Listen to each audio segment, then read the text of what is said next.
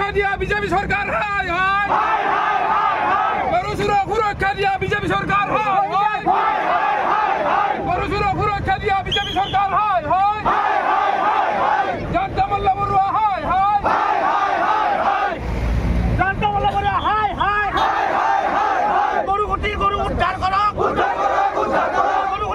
গরু উদ্ধার করো মুখ্যমন্ত্রী হাই হাই মন্ত্রী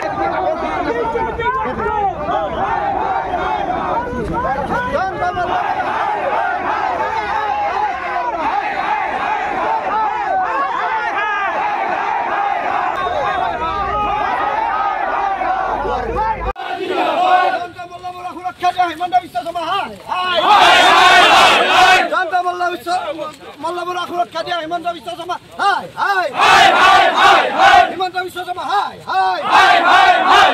গরুগুটি হেরা করো উদ্ধার করো গরুগুটি হেরা করো উদ্ধার করো গরুগুটি গরু উদ্ধার করো এই প্ৰতিবাদ বহুত দীঘলীয়া সময় ধৰি চলি আছে। আমাৰ কেইটামান প্ৰত্যক্ষ প্ৰশ্ন জয়ন্ত মল্ল বৰুৱা ডাঙৰীয়ালৈ আছে। প্ৰথম প্ৰশ্নটো আছিল ৰাজ সাহায্যটো কিয় জয়ন্ত মল্ল বৰুৱা ডাঙৰীয়াৰ সহধৰ্মীৰ নামত লোৱা হ'ল। তেখেতে ক'লে যে এই আঁচনিটোত আজি মই প্ৰেছ মিটটো চালোঁ তেখেতে ক'লে যে আঁচনিটো 20 জনে পাব লগা আছিল, এপ্লাই কৰা মানুহে নলাল। গতিকে সেই সময়ৰ কৃষিমন্ত্ৰী অতুল বৰা ডাঙৰীয়াক মই প্ৰথম আহ্বান জনাইছোঁ তেখেতে ৰিজাইন কৰক। যদি 20টা ছাবচিডিৰ আঁচনি অহাৰ পিছত এপ্লাই কৰাই 20টা মানুহ নাপালে তেনেহ'লে অসমত কৃষি বিপ্লৱ হোৱা নাই, অসমৰ কৃষি ক্ষেত্ৰটোক বহুত পিছুৱাই লৈ গৈছে অসমৰ কৃষিমন্ত্ৰী অতুল বৰাই। সেই সময়ৰ অতুল বৰাই প্ৰথম ৰিজাইন কৰক, 1 নম্বৰ। 2 নম্বৰ, জয়ন্ত মল্ল বৰুৱা ডাঙৰীয়াই কৈছে যে এই আঁচনিটো ছাবচিডিটো যোনে ল'ব ইচ্ছা এপ্লাই কৰি ল'ব পাৰে, এপ্লাই কৰা মানুহে নাছিল। মোৰ পত্নী জুলি ডেকা বৰুৱাই এপ্লাই কৰিছিল আৰু লৈছিল। এতিয়া জয়ন্ত মল্ল বৰুৱা ডাঙৰীয়ালৈ নলবাৰী জিলা কংগ্ৰেছৰ প্ৰশ্ন, নলবাৰী জিলাৰ যিসকল গোপালকে গো পালন কৰি সঁচা অৰ্থত সেই টকাটোৰ ইনকামেৰে অকল জীৱন নিৰ্বাহ কৰে, মই অন্য সমষ্টিকেইটা বাদ দিলোঁ। নলবাৰী সদৰ সমষ্টিত তেখেতে ইয়াৰ বিধায়ক, ইয়াৰ পৰা হোৱা মন্ত্ৰী হিচাপে ইয়াৰ বিজেপি কৰাবিলাককে কৈছোঁ মই, বাকী দলবিলাক বাদ দিলোঁ। বিজেপিৰ যুৱকসকলক এবাৰ সুধিছিল নেকি যে এনেকৈ এটা প্ৰকল্প আহিছে, এই প্ৰকল্পটোত ছাবচিডি পাবি, তহঁতে কোনোবাই ল'বি নেকি? যদি সুধিছে মোৰ ক'ব লগা একো নাই। যদি সোধা নাই, বিজেপিৰ কৰ্মকৰ্তাসকলে এবাৰ প্ৰশ্ন সোধা উচিত যে দাদা আপোনাকে সকলো কিয় লাগে। এইটো দ্বিতীয় প্ৰশ্ন। তৃতীয় প্ৰশ্ন যে আজি তেখেতসকলে কৈছে এই গৰুকেইটা গৰুখুটিলৈ অনা গৰুকেইটা কিনি লোৱা হ'ল। কাৰণ দেখুৱালে যে গৰুখুটিৰ প্ৰকল্পটোৰ কাম সম্পূৰ্ণ হোৱা নাছিল, গোহালি সম্পূৰ্ণ হোৱা নাছিল, সেইকাৰণে আধা ৰাস্তাতে আধা ৰখাই দিয়া হ'ল। চৰকাৰলৈ তৃতীয়টো প্ৰশ্ন, মুখ্যমন্ত্ৰী মহোদয়লৈ আমাৰ তৃতীয়টো প্ৰশ্ন, যদি গৰুখুটি প্ৰকল্পৰ কামটো সম্পূৰ্ণ হোৱা নাছিল, পদ্ম হাজৰিকা ডাঙৰীয়া আৰু হিমন্ত বিশ্ব শৰ্মা ডাঙৰীয়াই প্ৰকল্প সম্পূৰ্ণ নোহোৱাকৈ গুজৰাটৰ পৰা গৰুকেইটা কিয় কিনিব গৈছিল, কি যুক্তিত? ৰাস্তাতে যদি বিকিব লগা হ'ল, চৰকাৰীভাৱে অনা গৰুকেইটা চৰকাৰীভাৱে বিকা হ'ল নে নহ'ল? কাৰণ কোনো নিবিদা অবিহনে এই গৰুকেইটা বিকিবলৈ গ্ৰাহকসকলৰ কোৱালিটিটো বহুত হাই। গৰু কিনা গ্ৰাহকসকলৰ কোৱালিটি হাই, মন্ত্ৰী আৰু বিধায়ক। আমাৰ ইয়াৰ MP দিলীপ শইকীয়া 2টা, 20টা জয়ন্ত মল্ল বৰুৱা ডাঙৰীয়া, নাৰায়ণ ডেকা 2টা, আমাৰ কমলপুৰৰ বিধায়ক 2টা, সকলোৱে কেৱল কিনি ল'ব কিয় পাৰিলে?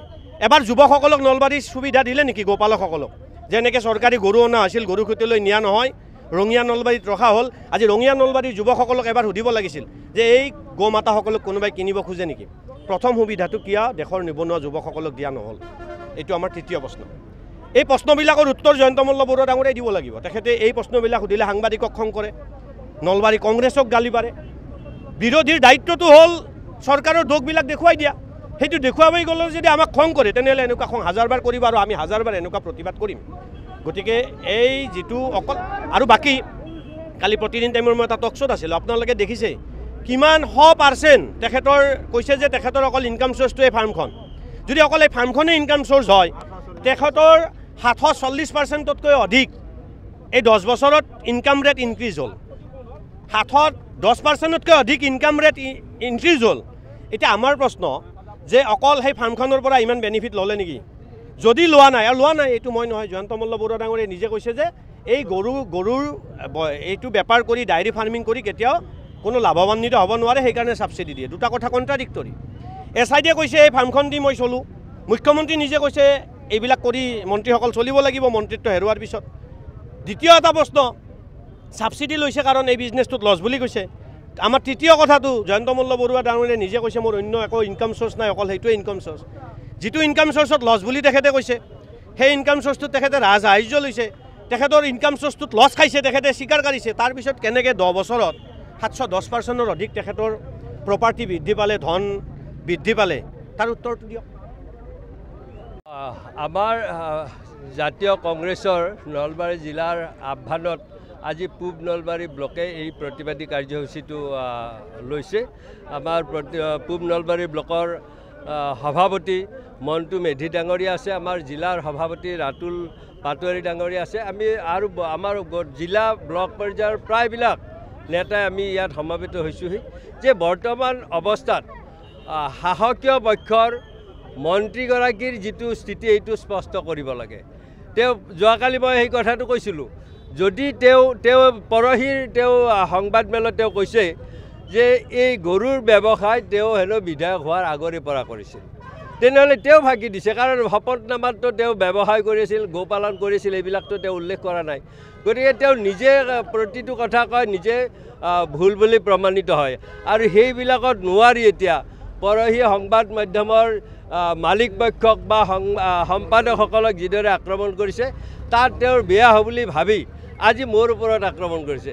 তেওঁ এগৰাকী মন্ত্ৰী, কি ক'ব লাগে সেই কথাটো নাজানে নেকি? মই বুজি পোৱা নাই, কাৰণ মই মেট্ৰিক পাছ নহয়। এগৰাকী মন্ত্ৰীৰ কথা হ'ব লাগেনে? মই মেট্ৰিক পাছ কৰা নহ'লেও বুলি মানুহ এজনে সঁচা কথা ক'ব নোৱাৰে নেকি? গতিকে তেওঁ মেট্ৰিক পাছলৈ কি হ'ল? তেওঁ মোক অশিক্ষিত বুলি বুজাব খুজিছে।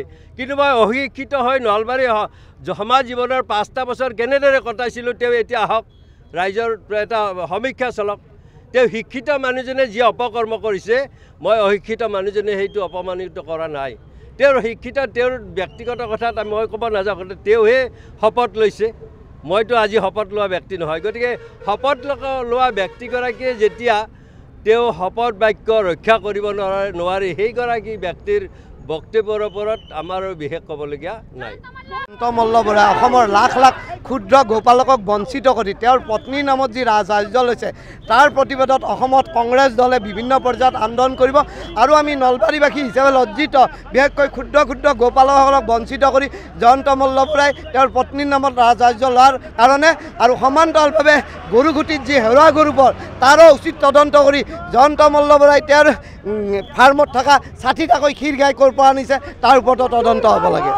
গতিকে সেইটো ৰাইজৰ টকাৰে গৰুঘুটিলৈ অনা গৰুবোৰ বিভিন্ন মন্ত্ৰী বিধায়কে লোৱাটোৱে প্ৰমাণ কৰে যে এই চৰকাৰখনে দুৰ্নীতি কৰি ৰাইজৰ টকালৈকে গীৰ গাইবোৰ তেওঁলোকে নিছে। আপোনালোকে দেখিছে আজি আমাৰ ধাৰাবাহিকভাৱে প্ৰতিবাদ চলি আছে। আজি পূব নলবাৰী ব্লক কংগ্ৰেছৰ উদ্যোগত আমি এই প্ৰতিবাদ সাব্যস্ত কৰিছোঁ। আপোনালোকে জানিছে নলবাৰীৰ সন্মান হানি কৰাৰ কাৰণে আমাৰ বৰ্তমান বিধায়ক জয়ন্ত মল্ল ডাঙৰীয়াই যি ঘৃণনীয় কাম কৰিছে, গৌমাতাক লৈ যিটো ঘৃণনীয় কাম কৰিছে, য'ত আমাৰ হাজাৰ হাজাৰ যুৱক যুৱতীয়ে কৰ্ম সংস্থাপন তাত ঘূৰি আছে, সেই সময়ত নিজৰ ঘৈণীয়েকৰ নামত এজন মন্ত্ৰীয়ে 50 লাখ টকা চাবচাতি লৈ আমাৰ নলবাৰীৰ সন্মানটো অসমৰ ৰাইজৰ আগত তেওঁ সঁচাকৈ আমাৰ বিক্ৰী কৰিছে। সেইকাৰণে আমি লজ্জিত হৈ অসমৰ ৰাইজে নলবাৰীৰ ৰাইজে আজি প্ৰতিবাদত নামিব লগা হৈছে। নলবাৰীৰ পবিত্ৰ ভূমিত আমি নলবাৰীৰ সন্মানৰ কাৰণে আমি আজি প্ৰতিবাদত নামিব লগা হৈছে। যিটো দেখিছে আপুনি আজি অভিযোগ উৎক্ষেপণ হৈছে, 90টাকৈ গৰু ৰঙিয়াৰ পৰা চোৰ হৈছে। সেই চোৰ হোৱা গৰু তদন্ত বিচাৰি আৰু এজন মন্ত্ৰীৰ ঘৈণীয়েকে, এজন কেবিনেট মন্ত্ৰীৰ ঘৈণীয়েকে, যিটো আইন প্ৰণয়ন কৰে এজন মন্ত্ৰীয়ে, সেই মন্ত্ৰীৰ ঘৈণীয়েকে যদি আঁচনিৰ এজন বেনিফিচাৰী হয়, বেনিফিচাৰী হোৱাত আমাৰ উদ্যোগ কৰাত কোনো বাধা নাই। কিন্তু নলবাৰীৰ দৰে জেগাত মানৱ সম্পদ বুলি কয়তো, মানৱ সম্পদক কেনেকুৱা সংস্থাপন দিছে, যি সংস্থাপনত হাজাৰ হাজাৰ মানুহে আপোনাৰ ঘূৰি পাকি ফুৰিছে, বহিৰাজ্যলৈ কাম কৰিব গৈছে। সেই সময়ত তেওঁৰ ঘৈণীয়েকৰ আমি নাম নাজানকৈ নলবাৰীৰ বোৱাৰী নোহোৱাকৈ হৈ পেলাই তেওঁ কেনেকৈ আমাৰ চাবচিটি ল'লে 50 লাখ টকা। সেই তদন্ত বিচাৰি আমি পূব নলবাৰী ব্লক কংগ্ৰেছ, নলবাৰী মহিলা কংগ্ৰেছৰ উদ্যোগত আমি প্ৰতিবাদ সাব্যস্ত কৰিছোঁ। আৰু অতি সোনকালে যদি জয়ন্ত মল্ল বৰুৱাক মন্ত্ৰী হ'বৰ বাবে বৰ্খাস্ত নকৰে আৰু তদন্তৰ আওতালৈ এনেকুৱা প্ৰতিবাদ আমাৰ ধাৰাবাহিকভাৱে চলি থাকিব, আগন্তুক দিনত ইয়াতকৈ তীব্ৰতৰ হ'ব।